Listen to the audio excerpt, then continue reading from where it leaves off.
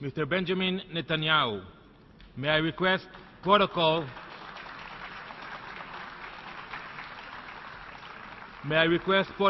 to escort His Excellency.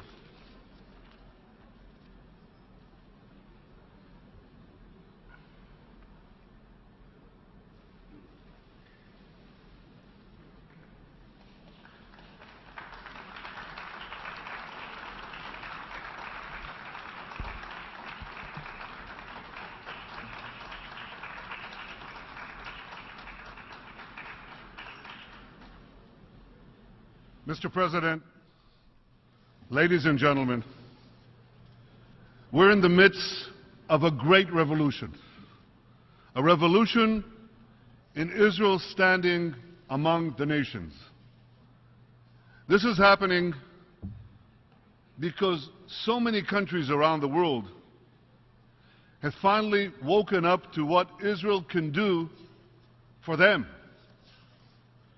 Those countries now recognize what brilliant investors like Warren Buffett and great companies like Google and Intel, what they've recognized and known for years, that Israel is the innovation nation, the place for cutting-edge technology in agriculture, in water, in cybersecurity, in medicine, in autonomous vehicles, you name it, we've got it. Those countries now also recognize Israel's exceptional capabilities in fighting terrorism. In recent years, Israel has provided intelligence that has prevented dozens of major terrorist attacks around the world. We have saved countless lives. Now, you may not know this, but your governments do. And they are working closely together with Israel to keep your country safe and your citizens safe. I stood here last year on this podium, and I spoke about this profound change in Israel's standing around the world. And just look at what has happened since. In 1 year, hundreds of presidents, prime ministers, foreign ministers, and other leaders have visited Israel, many for the first time. Of these many visits, 2 were truly historic. In May, President Trump became the first American president to include Israel in his first visit abroad. President Trump stood at the Western Wall, at the foot of the Temple Mount, where the Jewish people, or rather the Jewish people's temples, stood for nearly 1,000 years. And when the president touched those ancient stones, he touched our hearts forever.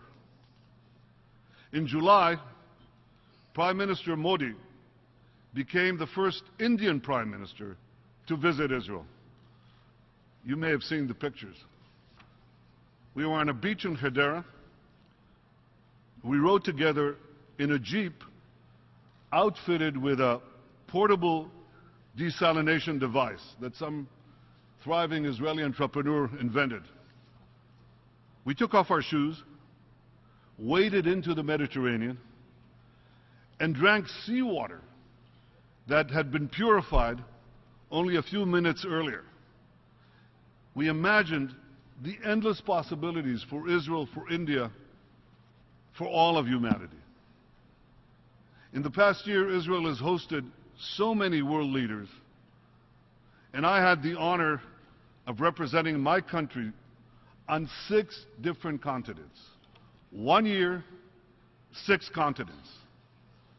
I went to Africa, where I saw Israeli innovators increasing crop yields, turning air into water, fighting AIDS. I went to Asia, where we deepened our relations with China and with Singapore, and expanded our cooperation with our Muslim friends in Azerbaijan and Kazakhstan. I went to Europe, where in London and Paris, Saloniki and Budapest, We enhance our security and economic ties. I went to Australia, becoming the first Israeli Prime Minister to visit our great allies down under.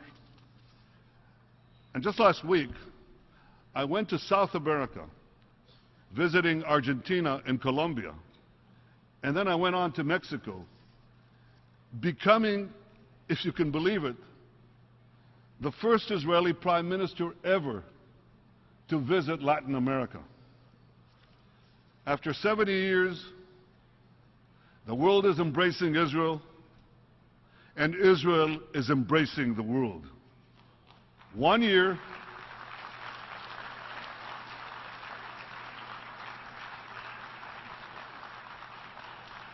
one year, 6 continents. Now, it's true, I haven't yet visited Antarctica, but one day I have to go there. I want to go there too, because I've heard that penguins are also enthusiastic supporters of Israel.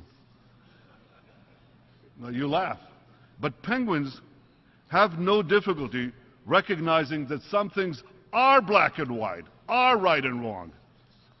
And unfortunately, when it comes to UN decisions about Israel, that simple recognition is too often absent. It was absent last December when the Security Council passed an anti-Israel resolution that set back the cause of peace. It was absent last May when the World Health Organization adopted, you have to listen to this, the World Health Organization adopted a Syrian-sponsored resolution that criticized Israel for health conditions on the Golan Heights. As the great John McEnroe would say, you cannot be serious. I mean, this is preposterous. Syria has barrel-bombed, starved, gassed, and murdered hundreds of thousands of its own citizens and wounded millions more, while Israel has provided life-saving medical care to thousands of Syrian victims of that very same carnage. Yet who does the World Health Organization criticize? Israel. So is there no limit to the UN's absurdities when it comes to Israel? Well, apparently not. Because in July, UNESCO declared the Tomb of the Patriarchs in Hebron a Palestinian World Heritage Site. That's worse than fake news. That's fake history. Mind you, it's true that Abraham, the father of both Ishmael and Isaac, is buried there. But so too are Isaac, Jacob, Sarah, Rebecca. Sarah is a Jewish name, by the way. Sarah, Rebecca, and Leah, who just happen to be patriarchs and matriarchs of the Jewish people. Well, you won't read about that in the latest UNESCO report. But if you want to, you can read about it in a somewhat weightier publication. It's called the Bible. I highly recommend it. I hear it even got 4.5 out of 5 stars on Amazon. And it's a great read. I read it every week. Ladies and gentlemen, a moment to be serious. Despite the absurdities, despite the repetition of these farcical events, there is change. Slowly but surely, there are signs of positive change even at the United Nations. Mr. Secretary General, I very much appreciate your statement that denying Israel's right to exist is anti-Semitism, pure and simple. Now that's important, because for too long, the epicenter of global anti-Semitism has been right here at the UN.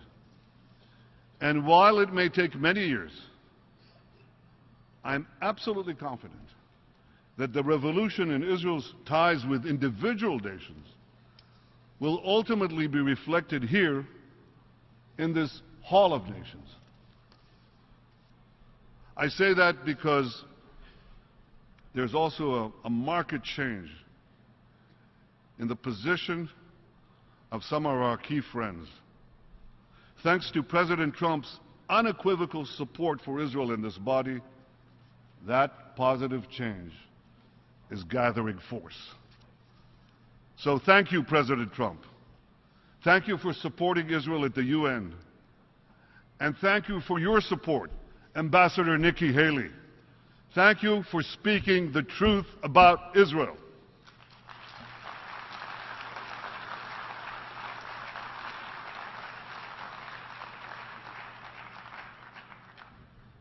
But ladies and gentlemen, here at the UN, we must also speak the truth about Iran, as President Trump did so powerfully this morning. Now, you know, I've been ambassador to the UN, and I'm a long-serving Israeli Prime Minister, so I've listened to countless speeches in this hall.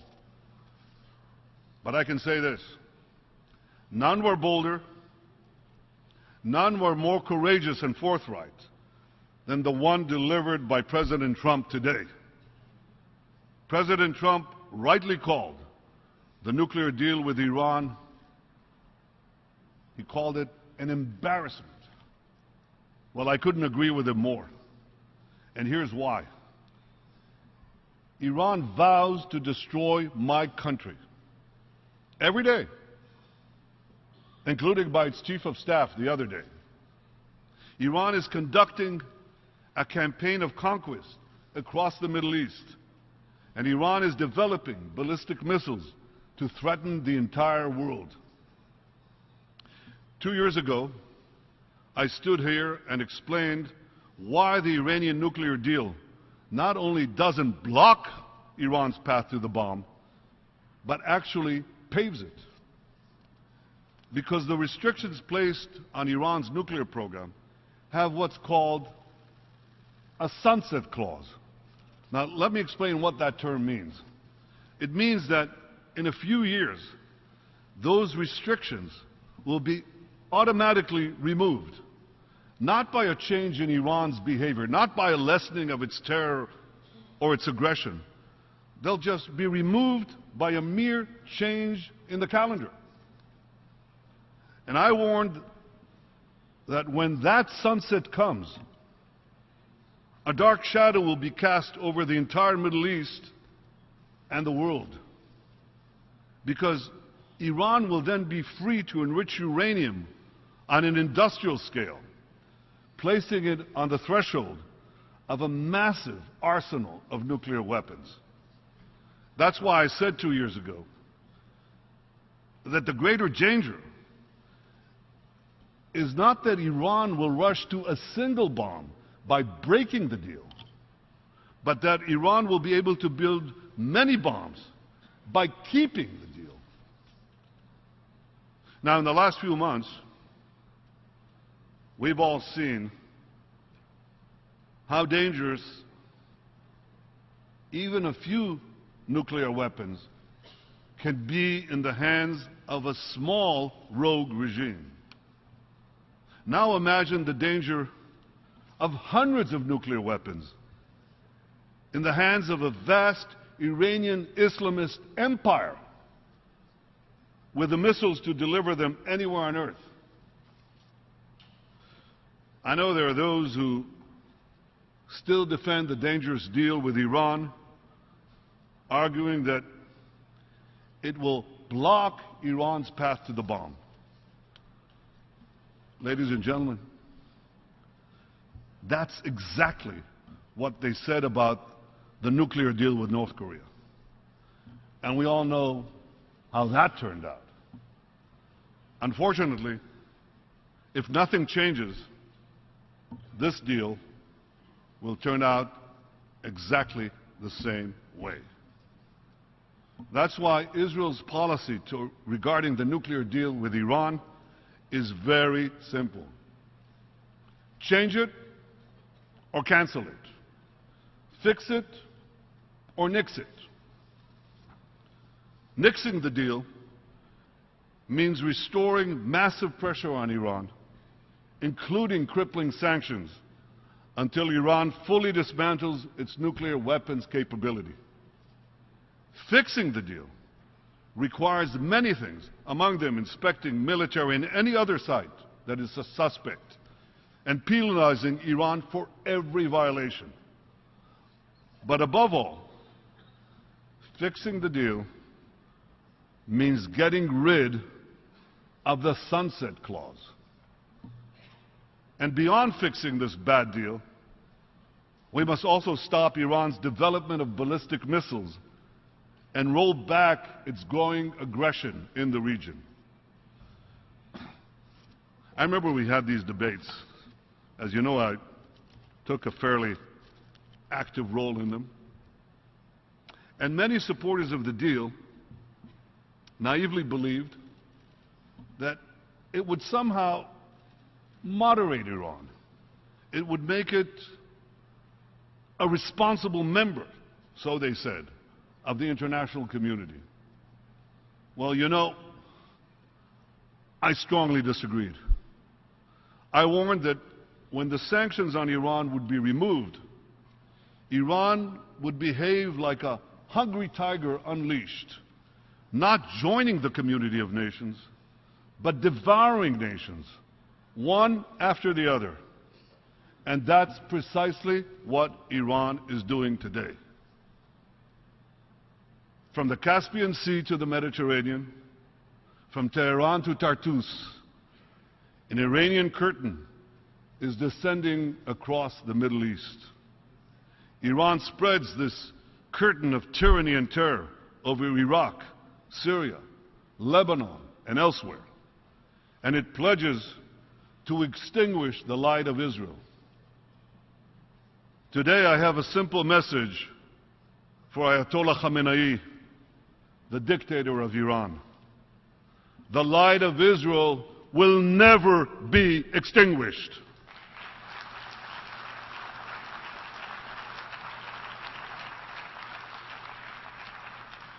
Netzach Israel lo yeshaker.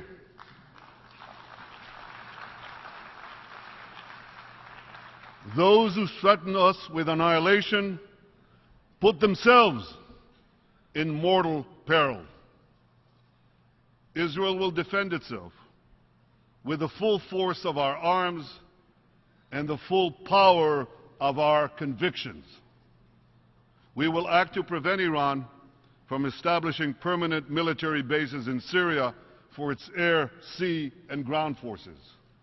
We will act to prevent Iran from producing deadly weapons in Syria or in Lebanon for use against us. And we will act to prevent Iran from opening new terror fronts against Israel along our northern border. As long as Iran's regime seeks the destruction of Israel, Iran will face no fiercer enemy than Israel. But I also have a message today for the people of Iran. You are not our enemy. You are our friends. Shoma duste ma hestid. One day, my Iranian friends, you will be free from the evil regime that terrorizes you, hangs gays, jails journalists, tortures political prisoners, and shoots innocent women like Nida Sultan, leaving her choking on her own blood on the streets of Tehran. I have not forgotten Nida. I'm sure you haven't too.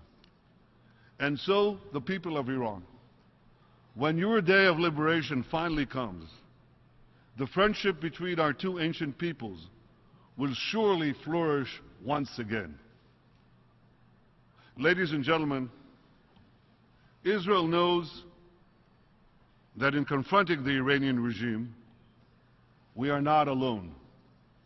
We stand shoulder to shoulder with those in the Arab world who share our hopes for a brighter future We've made peace with Jordan and Egypt, whose courageous president, Abdel Fattah al-Sisi, I met here last night. I appreciate President al-Sisi's support for peace, and I hope to work closely with him and other regions and other leaders in the region to advance peace. Israel is committed to achieving peace with all our Arab neighbors, including the Palestinians. Yesterday, President Trump and I discussed all of this, at great length. I appreciate President Trump's leadership, his commitment to stand by Israel's side, his commitment to advance a peaceful future for all. Together we can seize the opportunities for peace, and together we can confront the great dangers of Iran. The remarkable alliance between the United States and Israel has never been stronger, never been deeper. And Israel is deeply grateful for the support of the Trump administration, the American Congress, and the American people. Ladies and gentlemen, in this year of historic visits and historic anniversaries, Israel has so much to be grateful for. 120 years ago, Theodor Herzl convened the first Zionist Congress to transform our tragic past into a brilliant future by establishing the Jewish state. 100 years ago, the Balfour Declaration advanced Herzl's vision by recognizing the right of the Jewish people to a national home in our ancestral homeland.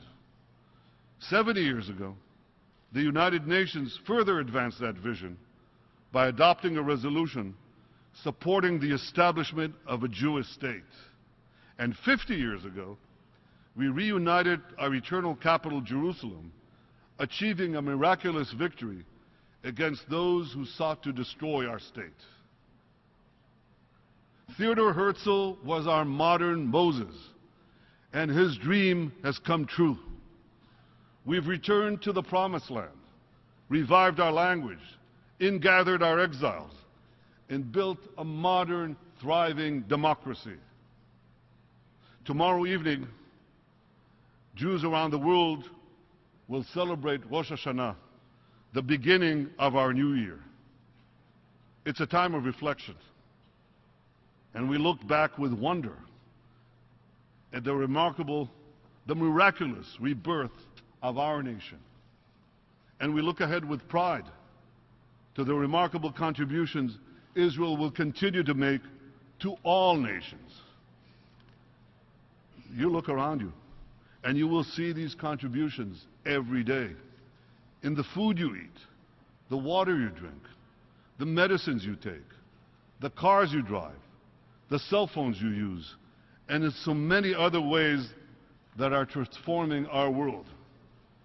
You see it in the smile of an African mother in a remote village who, thanks to an Israeli innovation, no longer must walk 8 hours a day to bring water to her children.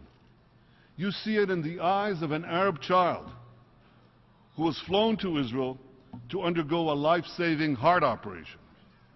And you see it in the faces of the people in earthquake-stricken Haiti and Nepal who were rescued from the rubble and given new life by Israeli doctors.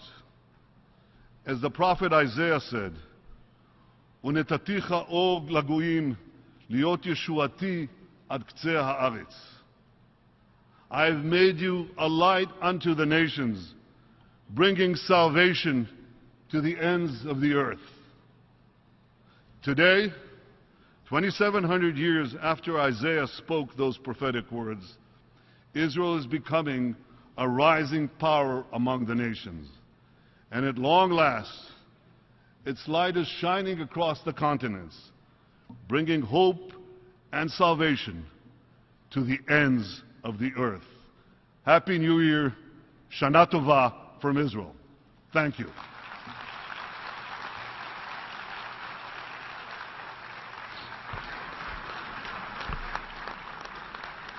On behalf of the General Assembly, I wish to thank Prime Minister Netanyahu of the State of Israel for the statement just made.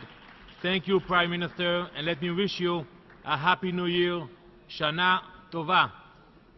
I request protocol to escort His Excellency.